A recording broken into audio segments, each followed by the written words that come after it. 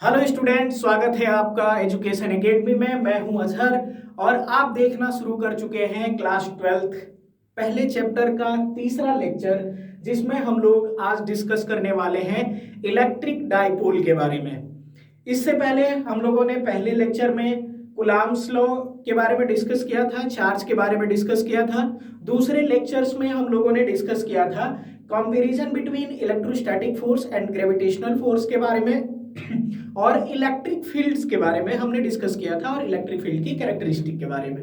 ठीक है, अब हम इस लेक्चर में शुरू करने वाले हैं इलेक्ट्रिक डाइपोल। तो आइए देखते हैं कि इलेक्ट्रिक डाइपोल आखिर होता क्या है और उसका यहाँ पे हम इलेक्ट्रिक डाइपोल की वजह से इलेक्ट्रिक फील्ड कैसे कैलकुलेट करेंगे किसी भी पॉइंट पे। ठीक है, तो सबसे पहले समझते हैं कि इलेक्ट्रिक डाइपोल क्या है। तो देखिए, यहाँ पे डाइपोल शब्द जो है, इसका मतलब यहाँ पे दो पोल होंगे। डाई का मतलब दो और पोल का मतलब आप समझते ही हैं, जैसे मैग्नेट में भी दो पोल होता है, नॉर्थ पोल साउथ पोल। तो यहाँ पे भी, लेकिन यहाँ पे हम मैग्नेटिक डाइपोल के बारे में बात नहीं कर रहे हैं, यहाँ पे हम बात कर रहे हैं इलेक्ट्रिक डाइपोल के बारे में। इसका मतलब यहाँ चार्ज होगा। ठीक है, तो जैसे एक मैग्नेट, उसमें नॉर्थ पोल भी होता है और साउथ पोल होता है। और अगर एक बार मैग्नेट मान लो हम इतना बड़ा कंसीडर करें, तो एक इसका नॉर्थ पोल हो जाएगा, दूसरा साउथ पोल हो जाएगा, और नॉर्थ साउथ पोल के बीच में कुछ डिस्टेंस होगा। ठीक है, तो इसको हम लोग बोलते हैं एक मैग्नेटिक डाइपोल। ठीक, ऐसे ही अगर हमको एक इलेक्ट्रिक डाइपोल के बारे में जब हम बात कर रहे हैं, मतलब एक पॉजिटिव चार्ज चाहिए, दूसरा नेगेटिव चार्ज चाहिए। पॉजिटिव चार्ज नॉर्थ पोल की तरह काम करेगा और नेगेटिव चार्ज साउथ पोल की तरह काम करेगा, और दोनों चार्जेस एक स्मॉल डिस्टेंस पे सेपरेटेड होने चाहिए। तो इस सेटअप को हम लोग बोलते हैं इलेक्ट्रिक डाइपोल। तो इलेक्ट्रिक डाइपोल को अगर डिफाइन करना हो तो हम लोग लिख सकते हैं a system of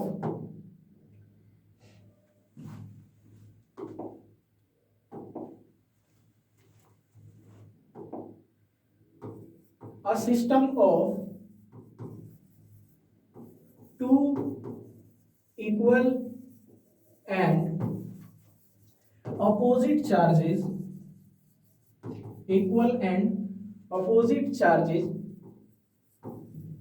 separated by a small distance is called electric dipole.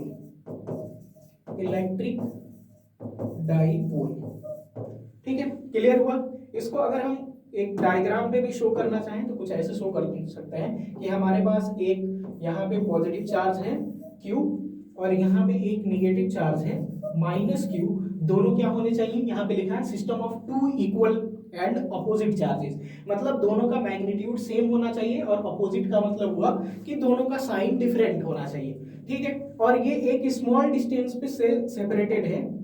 तो इसको हम लोग कुछ ऐसे दिखा लेते हैं कि इनके बीच कुछ डिस्टेंस है। कोई डिस्टेंस को हम लोग कुछ भी नोटेशन दे सकते हैं, लेकिन आगे के कैलकुलेशन में कन्वीनियंस के लिए हम जनरली इसका लेंथ 2a कंसीडर कर लेते हैं।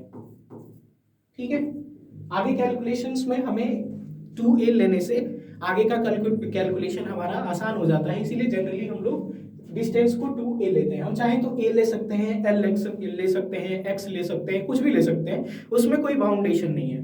ठीक है, तो ये दो इक्वल और अपोजिट चार्जेस अगर स्मॉल डिस्टेंस पे सेपरेटेड हैं तो उसको हम लोग बोलते हैं इलेक्ट्रिक डाइपोल। और ये बिल्कुल एक मैग्नेटिक डाइपोल की तरह काम करता है, जिसमें एक नॉर्थ पोल हो और एक साउथ पोल हो और स्मॉल डिस्टेंस पे सेपरेटेड हो। ठीक, अच्छा, अब इसमें हम एक टर्म और डिफाइन करने वाले हैं, वो है डाइपोल मोमेंट के बारे में, इलेक्ट्रिक डाइपोल मोमेंट के बारे में।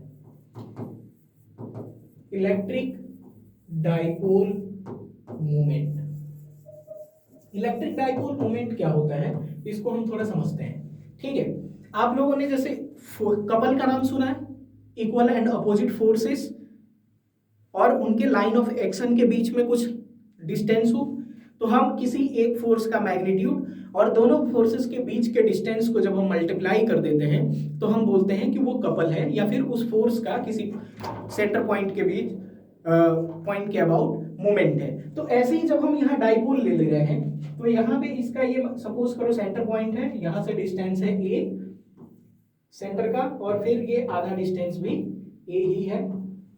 तो अगर हमें इसमें इसका डाइपोल मोमेंट निकालना हो तो हम क्या करेंगे, किसी एक चार्ज का मैग्नीट्यूड और इसके बीच के डिस्टेंस से मल्टीप्लाई कर देंगे, तो वो कहेंगे उसको हम इलेक्ट्रिक डाइपोल मोमेंट। ठीक है, तो हम यहां लिख सकते हैं कि electric dipole moment is electric dipole moment is defined as the product of magnitude of either charge, मतलब किसी एक चार्ज के magnitude, product of magnitude of either charge and distance between two charges, दोनों चार्जेस के बीच का distance और किसी एक चार्ज की मैग्नीट्यूड को अगर हम मल्टीप्लाई कर देते हैं तो उसको हम लोग बोलते हैं इलेक्ट्रिक डाइपोल मोमेंट। ठीक है, और इसको जनरली हम लोग रिप्रेजेंट करते हैं P से। देखिए ये एक वेक्टर क्वांटिटी है, ऐसा इसलिए क्योंकि अगर आप मैग्नेट में भी देखो तो नॉर्थ पोल और साउथ पोल होगा, हमेशा मैग्नेट के अंदर अगर देखें तो magnetic field lines south pole से नॉर्थ पोल की तरफ जाती हैं, और मैग्नेट के बाहर देखें तो magnetic field lines north pole to south pole जाती हैं। ऐसे ही जब हम लोग यहाँ पे इलेक्ट्रिक डाइपोल के बारे में बात करें तो इसको कुछ एक बार मैग्नेट के एनालोगस करके देखें। ये पॉजिटिव चार्ज हमारा नॉर्थ पोल की तरफ सपोज करो काम कर रहा है, और निगेटिव चार्ज सपोज करिए साउथ पोल की तरफ काम कर रहा है। ठीक, तो यहाँ से निकलने वाली जो इलेक्ट्रिक फील्ड लाइंस है वो कहाँ जाएंगी, अगर हम डाइपोल से बाहर से देखें तो वो जाएंगी नेगेटिव चार्ज को, लेकिन अगर हम इसके अंदर देखें तो ये पॉजिटिव चार्ज से इलेक्ट्रिक फील्ड लाइन किधर जाएगी, नेगेटिव चार्ज को। इसीलिए जो डाइपोल इलेक्ट्रिक डाइपोल मोमेंट का डायरेक्शन जो है वो हम लोग कंसीडर करते हैं किस डायरेक्शन में, सॉरी जो मैग्नेटिक फील्ड लाइंस हैं इसके अंदर देखा जाए तो वो नेगेटिव से हमें कैसे जाती हुई, अगर एनालॉगस देखें बार मैग्नेट के तो किधर से किधर होना चाहिए, साउथ पोल से नॉर्थ पोल की तरफ। ठीक है, साउथ पोल से नॉर्थ पोल की तरफ बार मैग्नेट के अंदर हम मैग्नेटिक फील्ड लाइन को रिप्रेजेंट करते हैं, तो उसी के एनालॉगस हम इस इलेक्ट्रिक डाइपोल को रख के, और यहाँ पे हम जो डाइपोल मोमेंट भी जो हम रिप्रेजेंट कर रहे हैं इसके डायरेक्शन को हम लोग जनरली ले लेते हैं negative charge to positive charge. तो हम यहाँ लिख सकते हैं कि डाइपोल मोमेंट इज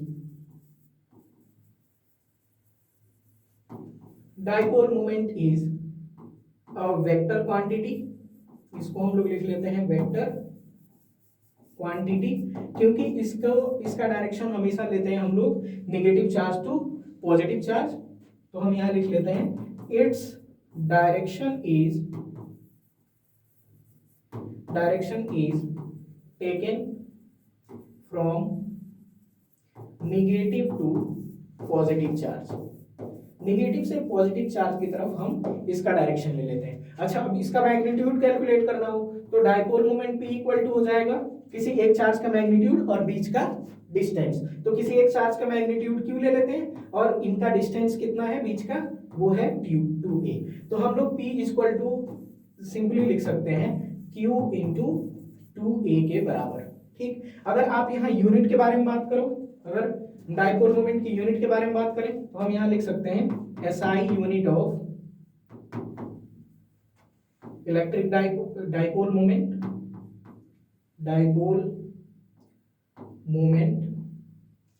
तो ये हो जाएगा, आप देखो Q का यूनिट कितना होता है, कूलम।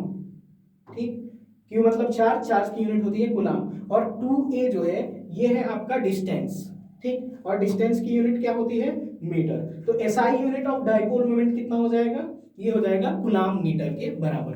ठीक है, इलेक्ट्रिक डाइपोल क्लियर हुआ। अब देखो इसमें चैप्टर में ये बहुत इंपॉर्टेंट है कि हम एक इलेक्ट्रिक डाइपोल और डाइपोल मोमेंट के बारे में समझें, और इसकी वजह से इसके एक्सियल पॉइंट और इक्वेटोरियल पॉइंट पे हम लोगों को डिस्कस करना है इलेक्ट्रिक फील्ड। अगला चैप्टर जो इलेक्ट्रिक पोटेंशियल एंड कैपेसिटेंस है, उसमें हम लोग पोटेंशियल के बारे में भी डिस्कस करेंगे, लेकिन फिलहाल इस चैप्टर में हम लोग केवल इसके एक्सियल पॉइंट और इक्वेटोरियल पॉइंट पे इलेक्ट्रिक फील्ड के बारे में बात करेंगे। ठीक है, तो आइए इसके इलेक्ट्रिक एक्सियल पॉइंट पे देखें कि इलेक्ट्रिक फील्ड की वैल्यू कितनी होती है।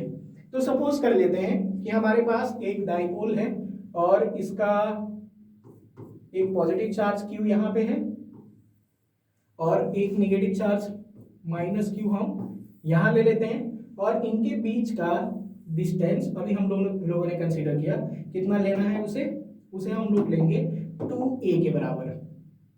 यहाँ से इसके मिड पॉइंट ये कंसीडर कर लेते हैं, यहाँ तक ये डिस्टेंस a हो जाएगा और यहाँ से ये डिस्टेंस भी a हो जाएगा। ठीक है, ये इसका सेंटर पॉइंट है। अब इसका एक्सिस है ये, ठीक है, इसके एक्सिस पे हम कोई भी पॉइंट एक P ले लेते हैं जहां पे हमको इलेक्ट्रिक फील्ड E की वैल्यू फाइंड आउट करनी है। क्लियर? तो आप देखिए, हम इस पॉइंट का इसके सेंटर पॉइंट से कुछ डिस्टेंस कंसीडर कर लेते हैं। ठीक है, कुछ भी डिस्टेंस कंसीडर किया जा सकता है, जैसे मान लो हम इसके सेंटर पॉइंट से इस पॉइंट का डिस्टेंस, जहां पे हमें इस डाइपोल की वजह से इलेक्ट्रिक फील्ड की वैल्यू फाइंड आउट करनी है, इसको हम डिस्टेंस लिख लेते हैं r। ठीक, अब ये दो चार्जेस हैं, तो इन दो चार्जेस की वजह से इस पॉइंट पे हमको इलेक्ट्रिक फील्ड चाहिए, तो हम क्या करेंगे, इंडिविजुअली एक एक चार्ज की वजह से यहाँ पे हम इलेक्ट्रिक फील्ड लेंगे, और हमें पता है इलेक्ट्रिक फील्ड एक वेक्टर क्वांटिटी है, तो उसका हम वेक्टर सम कर देंगे। क्लियर?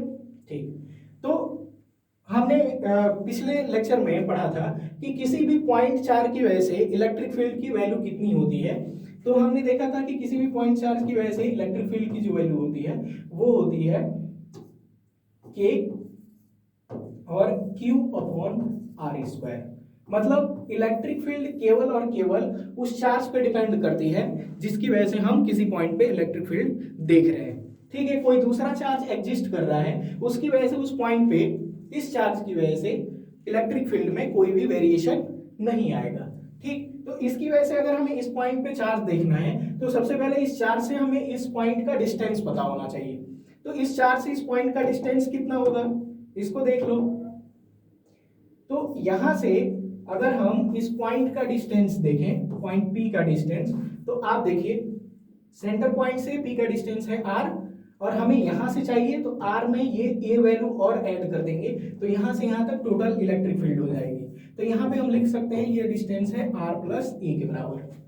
ठीक, ऐसे ही अगर ये माइनस चार्ज से और ये पॉइंट P का डिस्टेंस देखना है, तो आप देखो ये डिस्टेंस है आपका यहां से यहां तक, और ये टोटल डिस्टेंस इतना है R, और इसमें से ये माइनस कर देंगे, तो ये आपकी वैल्यू मिल जाएगी R माइनस A के बराबर। क्लियर हुआ? हमें इस पॉइंट से उसका डिस्टेंस मिल गया। अब हमें क्या करना है, इन दोनों चार्जेस की वजह से उस पॉइंट पे इंडिविजुअली इलेक्ट्रिक फील्ड की वैल्यू फाइंड आउट करनी है। ठीक है, तो सबसे पहले अगर हम प्लस Q चार्ज की वजह से इस पॉइंट पे इलेक्ट्रिक फील्ड देखें, तो हम यहां लिख सकते हैं electric field at point P due two plus Q charge. ठीक, तो इसको कुछ नोटेशन दे लेते हैं, हम यहां पे लिख लेते हैं E प्लस क्यू। अच्छा, ये पॉजिटिव चार्ज है, पॉजिटिव चार्ज की वजह से इस पे इलेक्ट्रिक फील्ड की वैल्यू किधर होगी, इधर की तरफ, तो हम ये लिख लेते हैं E प्लस क्यू, इसका डायरेक्शन है इधर। ठीक, तो E प्लस क्यू, और उसका डायरेक्शन हम दूर जाता हुआ लिख रहे हैं, क्योंकि पॉजिटिव चार्ज की वजह से जो इलेक्ट्रिक फील्ड का डायरेक्शन होगा, इलेक्ट्रिक फील्ड लाइंस जो है उससे दूर जाएंगी, रेडियली आउटवर्ड, अभी हम लोगों ने पिछले लेक्चर्स में पढ़ा था। ठीक है, तो इसीलिए हम यहाँ प्लस Q चार्ज की वजह से जो इलेक्ट्रिक फील्ड देखेंगे, तो ये हो जाएगा K, इस चार्ज का मैग्नीट्यूड है Q। हम Q प्लस या माइनस यहाँ इसलिए नहीं लेंगे क्योंकि ये प्लस या माइनस वो केवल डायरेक्शन को रिप्रेजेंट करने के लिए है कि इलेक्ट्रिक फील्ड का डायरेक्शन किधर होगा। तो हम ऑलरेडी यहाँ पे डायरेक्शन क्या कर ले रहे हैं, कंसीडर कर ले रहे हैं, इसलिए हम यहाँ पे इसको वेक्टर फॉर्म में नहीं लिख रहे हैं, क्योंकि डायरेक्शन हम पहले ही वहां पे रिप्रेजेंट कर रहे हैं, इसीलिए हम यहाँ पे केवल और केवल मैग्नीट्यूड के टर्म में ही वैल्यूज लिखेंगे। ठीक है, तो चार्ज का मैग्नीट्यूड है Q, और यहाँ से डिस्टेंस कितना है ये है r प्लस ए, तो यहाँ पे हो जाएगा r प्लस ए का होल स्क्वायर। इसको हम लोग लिख लेते हैं इक्वेशन 1। ठीक है, ऐसे ही अब माइनस क्यू चार्ज की वजह से हमें इस पॉइंट पी पे इलेक्ट्रिक फील्ड की वैल्यू फाइंड आउट करनी है, तो ये लिख लेते हैं electric field at point P due to minus Q. Minus Q charge की वजह से अगर इलेक्ट्रिक फील्ड देखें तो इसको हम लोग रिप्रेजेंट करेंगे ई माइनस क्यू। और आप देखो माइनस चार्ज है तो इसकी वजह से इलेक्ट्रिक फील्ड का डायरेक्शन किधर होगा, इलेक्ट्रिक फील्ड लाइंस इधर की तरफ आती हुई रिप्रेजेंट होंगी, इसलिए हम लिखेंगे ई माइनस क्यू का डायरेक्शन किधर, अपोजिट डायरेक्शन में। किसके, प्लस क्यू चार्ज की वजह से यहाँ पे जो इलेक्ट्रिक फील्ड होगा, माइनस क्यू चार्ज की वजह से इलेक्ट्रिक फील्ड उसके अपोजिट डायरेक्शन में होगा, इसलिए हमने यहाँ पे अपोजिट डायरेक्शन में रिप्रेजेंट कर लिया।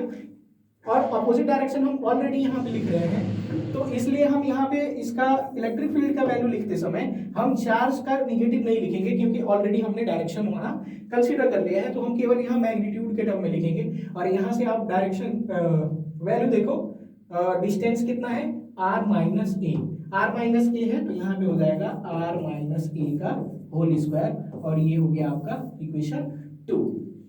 अब इन दोनों चार्जेस की वजह से इंडिविजुअली हमको इस पॉइंट P पे इलेक्ट्रिक फील्ड की वैल्यू मिल गई है।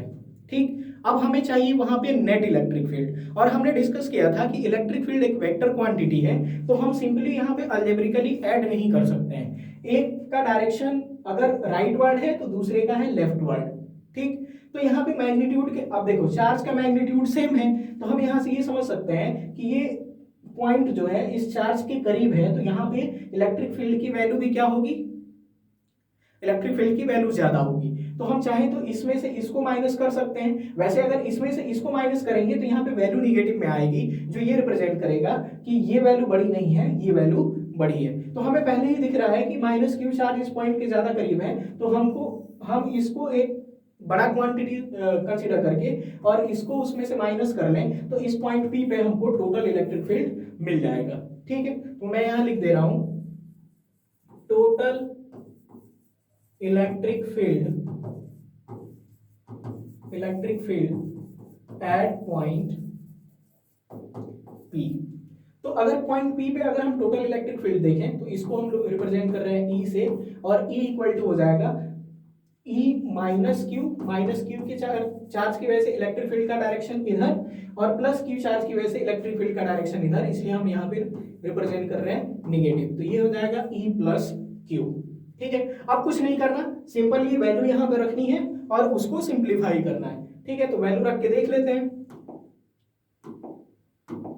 तो यहाँ पे electric field E equal to हो जाएगा, आप E माइनस क्यू की वैल्यू रख दो, माइनस क्यू की वैल्यू कितना है, K Q upon are minus ए का होल स्क्वायर, तो ये हो जाएगा K Q upon are minus ए का होल स्क्वायर, और माइनस ई प्लस क्यू का वैल्यू कितना है, K Q upon R plus A का होल स्क्वायर, तो हम यहाँ लिखेंगे के Q upon R plus A का होल स्क्वायर।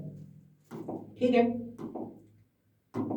अब इसको हम थोड़ा सिंप्लीफाई कर लेते हैं। तो आप देखो यहाँ पे k और q ये दोनों ही इसमें कॉमन है, इसमें भी k और q कॉमन है, तो k q हम बाहर ले लेते हैं, तो यहाँ पे वैल्यू हो जाएगी 1 अपॉन आर माइनस ए का होल स्क्वायर, और यहाँ पे माइनस ये हो जाएगा आर प्लस ए का whole square.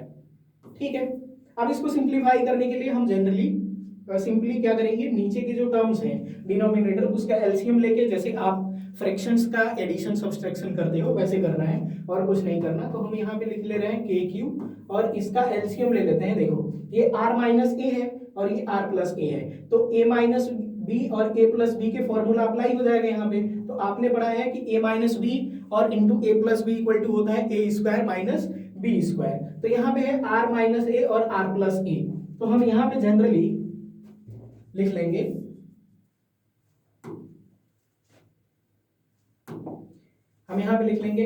Are square minus A square, और देखो दोनों का स्क्वायर है तो हम लगा लेंगे यहाँ पे स्क्वायर। ठीक है, और हम इन दोनों को डायरेक्ट मल्टीप्लाई कर रहे हैं, तो इससे इसमें डिवाइड करेंगे तो ये टर्म बचेगा, इससे इसमें डिवाइड करेंगे तो ये टर्म बचेगा, तो इससे इसमें डिवाइड करेंगे ये टर्म बचा, तो ये टर्म हम यहाँ पे लिख लेंगे आर प्लस ए का होल स्क्वायर, और यहाँ पे हो जाएगा माइनस, ये हो जाएगा आर प्लस ए का होल स्क्वायर। ठीक है, अब इसको हम थोड़ा सिंप्लीफाई कर लेते हैं। तो आप देखो यहाँ पे k और q ये दोनों ही इसमें कॉमन है, इसमें भी k और q कॉमन है, तो k q upon are minus ए का होल स्क्वायर, और यहाँ पे कितना, अब r प्लस ए से इसमें डिवाइड करेंगे तो ये r माइनस ए टर्म बचेगा, तो r माइनस ए का होल स्क्वायर यहाँ पे कर लो आप, सिंपल। तो हम यहाँ पे इसको थोड़ा सा और सिंप्लीफाई करते हैं, के क्यू, देखिए नीचे के टर्म को हम नहीं छेड़ेंगे अभी, ये simply R square minus A square रहेगा, इसका होल स्क्वायर है, और इन टर्म्स को ओपन कर लेते हैं ए प्लस बी के होल स्क्वायर से, तो यहाँ पे हो जाएगा R square plus A square plus 2ra, और यहाँ पे देखो माइनस है और ये r माइनस ए का होल स्क्वायर है, तो यहाँ पे हम लोग कर लेंगे माइनस, ये हो जाएगा R square minus A square, क्योंकि A square plus B square होता है तो ये नेगेटिव टर्म है, वो जो पॉजिटिव टर्म है वो नेगेटिव में आ जाएंगे, और r माइनस ए के होल स्क्वायर में माइनस 2ra आता है लेकिन पहले ही नेगेटिव है तो वो हो जाएगा प्लस 2ra। ठीक, अब यहाँ से आप देखो हम इसको सिंपली देख रहे हैं कि आर स्क्वायर यहाँ पॉजिटिव में है, आर स्क्वायर यहाँ नेगेटिव में है, ए स्क्वायर यहाँ पॉजिटिव है, ए स्क्वायर नेगेटिव है, तो फिर बच क्या गया, यहाँ बच गया के क्यू और 2ra प्लस 2ra, तो इसको सिंपली हम लोग लिख सकते हैं 4ra, या फिर आगे हम थोड़ा सा अरेंज करेंगे तो उस हिसाब से देखेंगे। मैं अगली स्लाइड पे इसको ट्रांसफर कर रहा हूं, तो यहाँ पे वैल्यू हम लोग लिख लेते हैं, E इक्वल टू हो जाएगा के क्यू, हमने कॉमन ले लिया था, ठीक,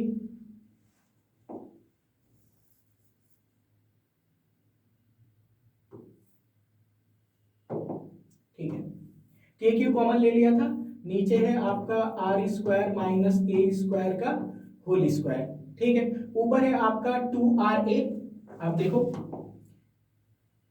यहां पे है 2ra प्लस 2ra, तो ये हो जाएगा आपका 4ra, तो हम इसको 2ra 2ra 4ra हो गया, इसको हम ऐसे लिख लेते हैं 2 इंटू 2a इंटू r, तो ये हो जाएगा 4ra के टर्म में। ऐसा इसलिए कर रहे हैं क्योंकि अभी हम लोग इसको थोड़ा सा इलेक्ट्रिक डाइपोल मोमेंट के टर्म में कन्वर्ट करने वाले हैं, इसीलिए 4ra को हमने ऐसे ब्रेक कर दिया, 2 इंटू 2ar को अलग अलग कर लिया, ठीक। अब हमें पता है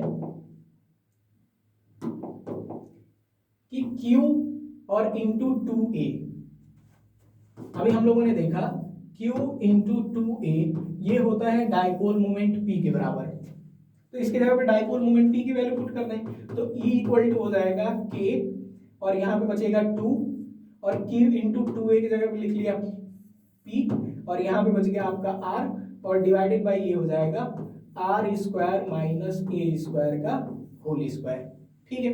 तो आपके एक्सियल पॉइंट पे जो इलेक्ट्रिक फील्ड की वैल्यू होती है वो होती है E equal to 2kp r upon R square minus A square. अच्छा, यहाँ पे हम एक चीज कंसीडर कर सकते हैं, जैसे अभी हम लोगों ने डाइपोल मोमेंट को डिफाइन किया था तो उसमें हमने लिखा था कि जो ये इक्वल एंड अपोजिट चार्जेस हैं ये बहुत स्मॉल डिस्टेंस पे सेपरेटेड हैं, तो अगर ये एक्सियल पॉइंट जो हम ले रहे हैं डिस्टेंस r अगर बहुत बड़ा हो तो इस r के रिस्पेक्ट में ये स्मॉल डिस्टेंस जो a है उसको निग्लेक्ट किया जा सकता है, ठीक है। तो हम यहाँ पे एक थोड़ा अजम्पशन लेंगे कि अगर if r is greater than a, मतलब r की जो वैल्यू है सेंटर पॉइंट से उस पॉइंट की डिस्टेंस बहुत ज्यादा है जहां पे हम इलेक्ट्रिक फील्ड की वैल्यू फाइंड आउट कर रहे हैं, तो हम यहाँ पे r के रिस्पेक्ट में a को कर सकते हैं निग्लेक्ट, ठीक। ऊपर वाले इक्वेशन में अगर आप इसको निग्लेक्ट करो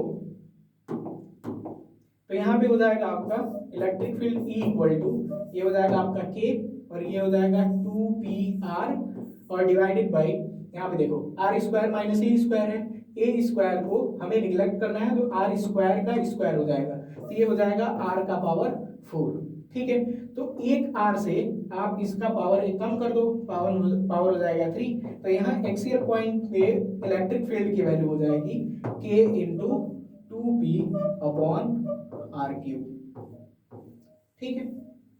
तो ये रहा आपका electric field at an axial point of electric dipole, ठीक है।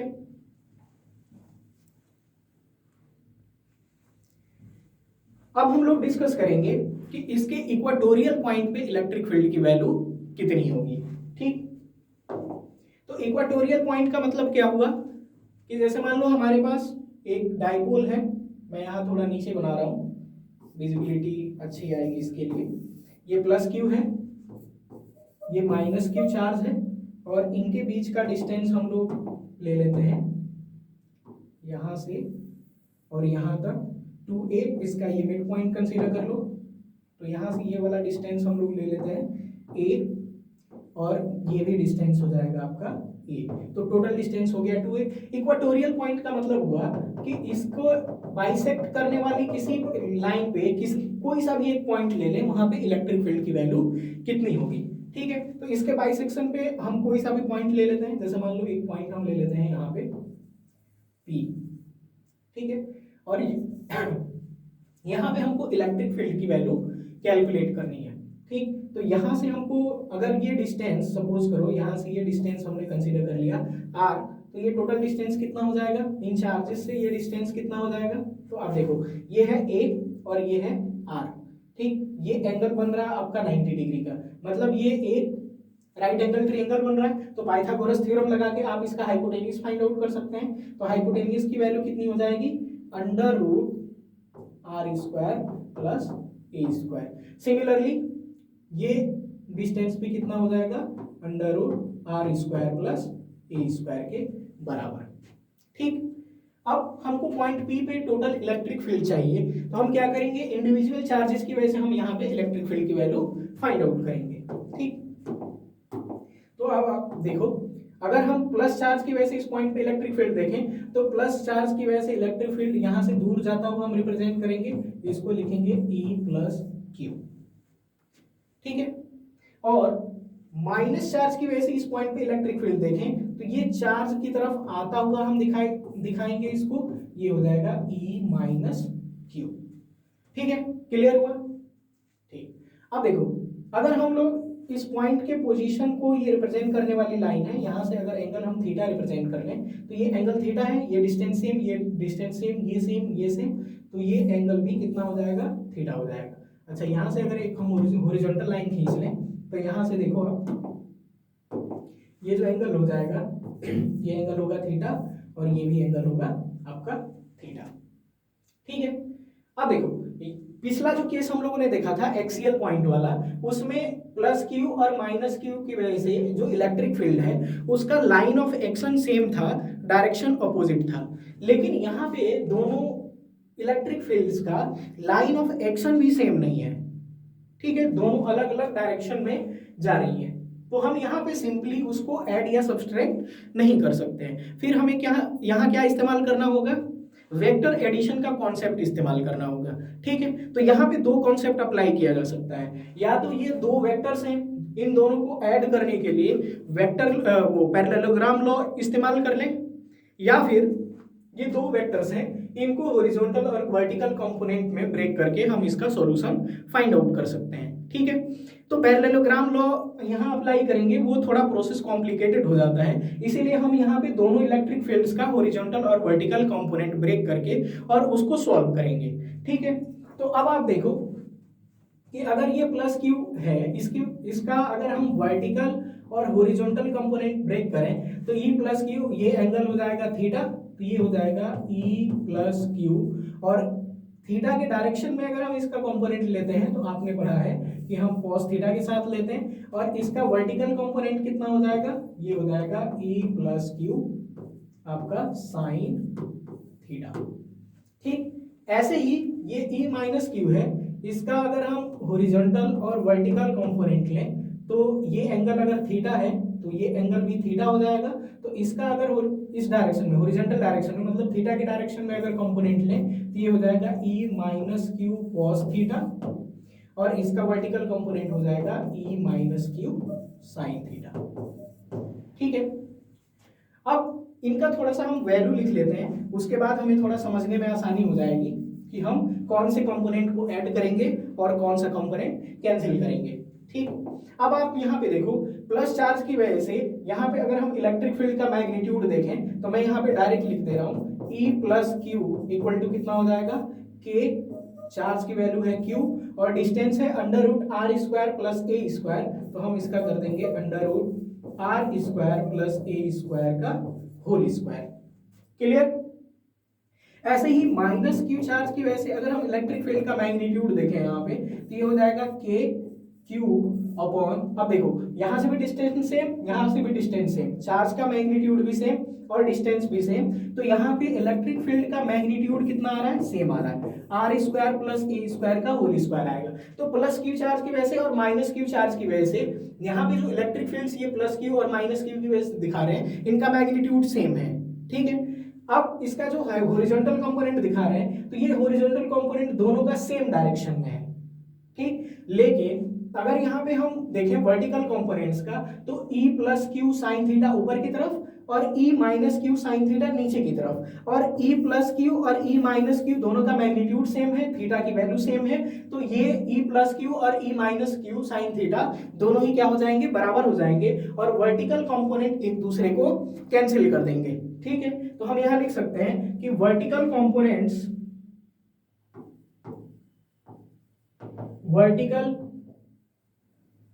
components of electric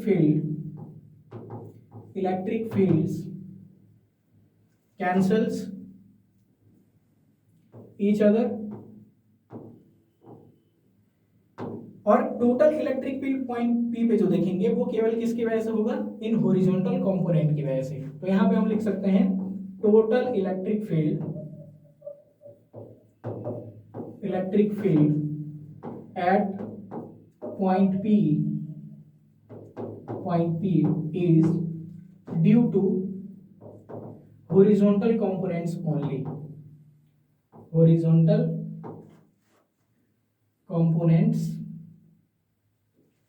only, ठीक है। तो electric field at point P पे अगर हम लोग लिखें, तो electric field at point P,